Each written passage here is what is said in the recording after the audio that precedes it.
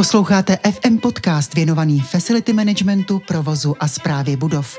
Redakce časopisu Facility Management Journal pravidelně natáčí s těmi nejzajímavějšími odborníky z oboru.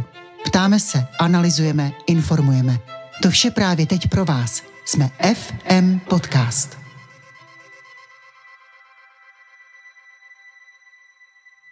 Mým dnešním hostem v FM podcastu je Zdeněk Kulhánek, ředitel Okin Facility.cz.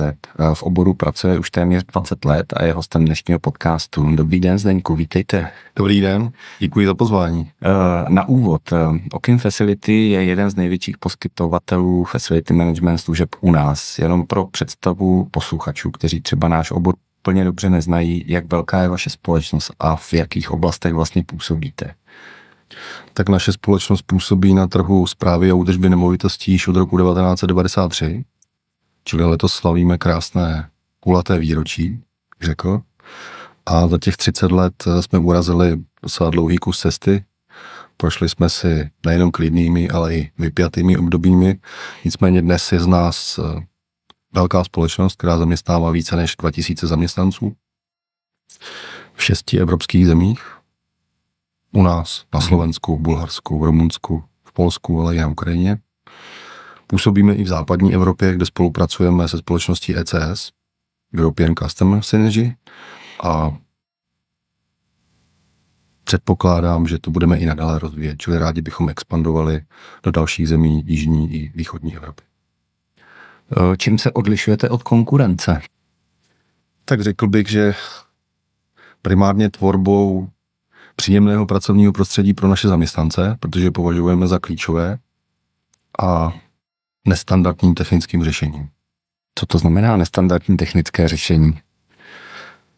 Nestandardní technické řešení, tím je myšleno, že nechceme být v podstatě považováni za tuctovku, nechceme se věnovat pouze standardnímu úklidu, ostraze, recepci, případně výměně žárovek, ale hodně investujeme a věnujeme se obdobným činnostem moderního facility managementu, jako je IoT problematika.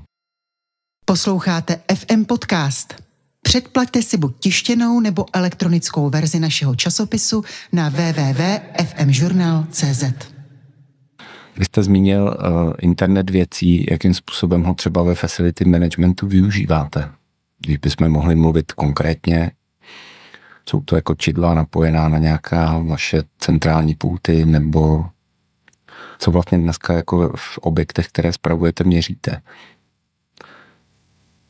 Tak my dnes v podstatě problematice IoT už se věnujeme několik let.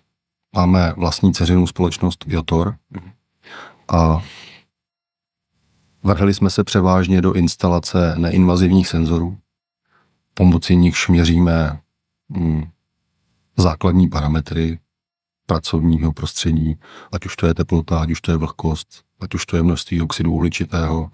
Instalujeme senzory i do výrobních linek a dalších technologických prostor. Takže věnujeme se téhle problematice velmi dlouhou dobu a snažíme se hlavně nad těmi všemi získanými daty analyzovat různé havarijní situace, případně i jiné standardní situace, které ve spojitosti s naším provozním systémem pak dokážeme urgentně řešit. My se problematice měření docela podrobně v našem podcastu věnujeme. Využíváte třeba umělou inteligenci pro nějaké jako prediktivní situace? Zatím úplně ne, ale uvažujeme přesně strategicky tímto směrem. Čili v rámci naší strategie bychom se chtěli posunout do budoucna i právě v oblasti toho budování moderního facility managementu do umělé inteligence. Pokud můžeme považovat za umělou inteligenci například robotické čištění v rámci cleaningu, tak to je přesně oblast, kterou v současné chvíli začínáme rozvíjet. Začínáte rozvíjet znamená co? Implementujete robotické čištění v nějakých svých projektech? Přesně. Snažíme se nikoliv přesvědčit, ale motivovat ty naše klienty v tom duchu, že robotické čištění je velmi zajímavé, může být velmi efektivní a v kombinaci s lidským faktorem je to možná ideální varianta budoucího standardního úklidu. A nejenom vnitřního, ale i venkovního. Jo.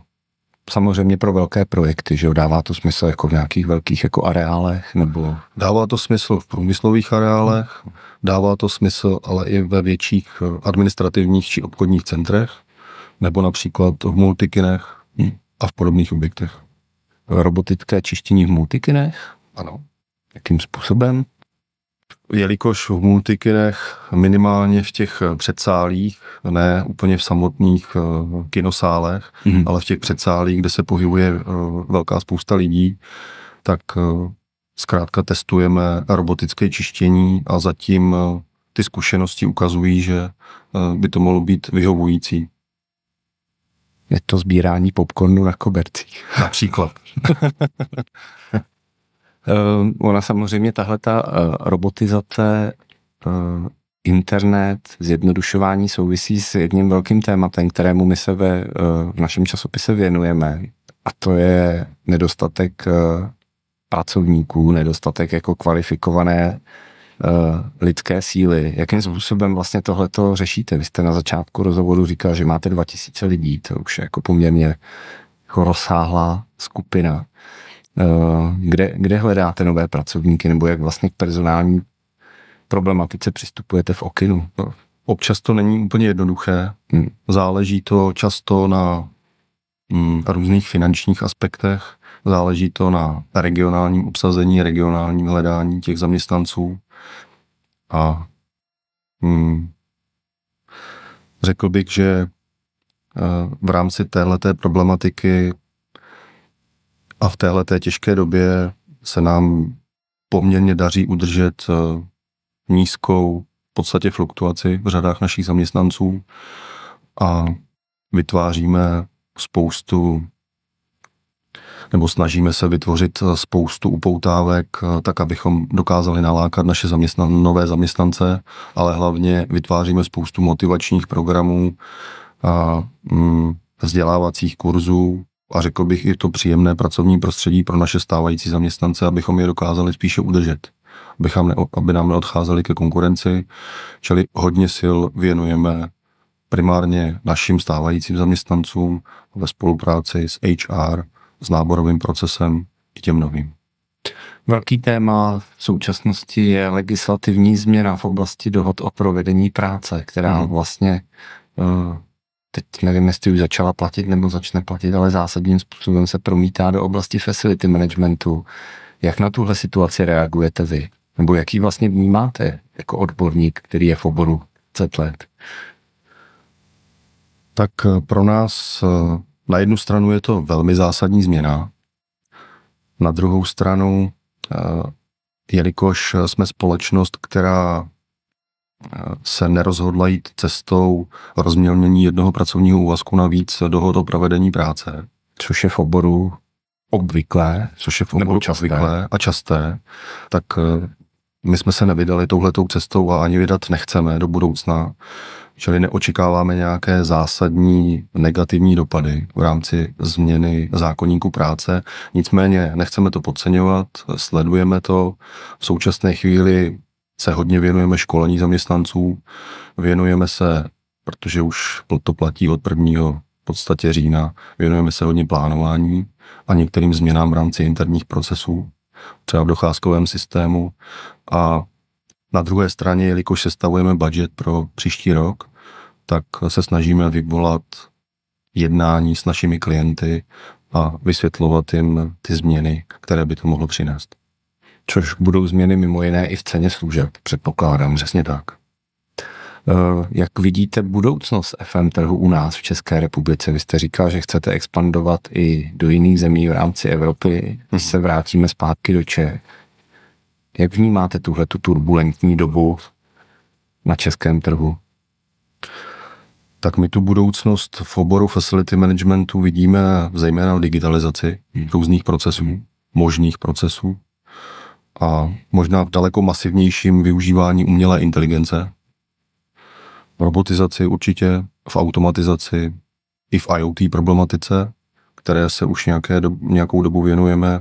Vidíme, že roste daleko větší spektrum chytrých a inteligentních budov.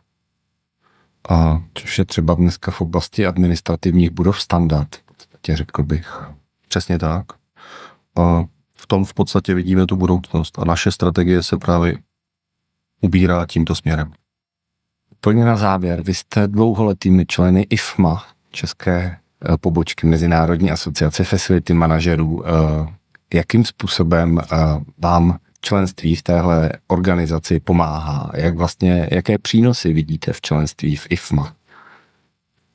Tak jednak bych řekl, že jsme velmi rádi, že jsme členem IFMA, dlouholetým členem, jak řekl. Aktivním členem dodáme. Aktivním členem, děkuji. A ty nejzásadnější přínosy opravdu spatřujeme zejména v rámci networkingu. Určitě v tom, že se rádi inspirujeme a hledáme nové příležitosti. V tom, že se můžeme či dostáváme šanci v rámci IFMY zúčastnit různých seminářů, konferencí, webinářů a rozhodně potkáváme spoustu dalších profesionálů v oboru facility managementu. Tak já se těším, že se v listopadu potkáme na týdnu facility managementu, největší konferenci o českém facility managementu. Potkáme se v ČSOB budově a já moc děkuju, že jsme se tady mohli potkat. Díky za rozhovor a těším se na setkání někdy příště. Ať se daří. Děkuju za pozvání. Jsme rádi, že vás FM Podcast baví. Vytvořila ho pro vás redakce časopisu Facility Management Journal. Připravil a moderoval Radek Váňa v pražském studiu Ideal Lab. A ještě pro vás máme 2 tipy. Sledujte nás na www.fmjournal.cz a odebírejte náš pravidelný týdenní newsletter. Nic z českého facility managementu vám neunikne. Jsme FM Podcast.